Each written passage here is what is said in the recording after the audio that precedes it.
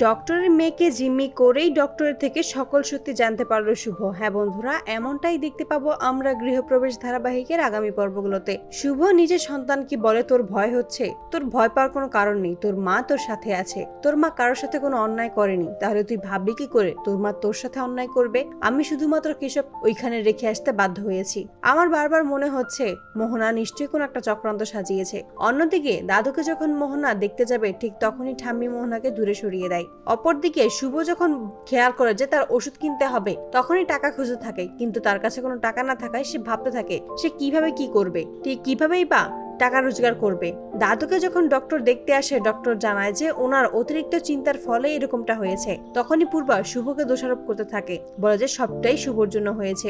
আদি বলে শুভকে তুমি দোষারোপ করবে না, ওর কোনো দোষ নেই। তখনই সেখানে ডোনা আসে আর বলে যে তাহলে শুভ দেখে যদি কিছু নাই বলতে পারি তাহলে তো তোমাকেই বলতে হয় দাদা ভাই।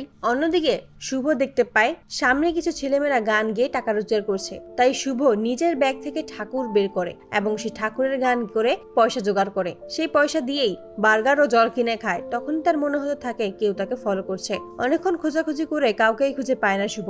হঠাৎ করে যখন ফিরে চলে যাবে, হঠাৎ করে শুভর সামনে এসে দাঁড়ায় ঋদ্ধি আর বলে যে আমি জানি তোর এখন কেমন লাগছে, তবে আমি তোর পাশে আছি, তুই চিন্তা করিস না। তখনই ঋদ্ধির সাথে মিলেই শুভ ডক্টরের কাছে যায় এবং ডক্টরের মেয়েকে জিম্মি করে। তারপর ডক্টরকে ভয় দেখিয়ে সকল সত্যি জানতে পারে শুভ। তো বন্ধুরা, তোমরা এটাই তো চাও যেন ডক্টরের মেয়েকে জিম্মি করেই ডক্টরের থেকে সকল সত্যি জানতে পারে শুভ? কমেন্টে জানাও। আর নিয়মিত আপডেট পেতে আমাদের চ্যানেলটি এক্ষুনি সাবস্ক্রাইব করে পাশে থাকো। ধন্যবাদ।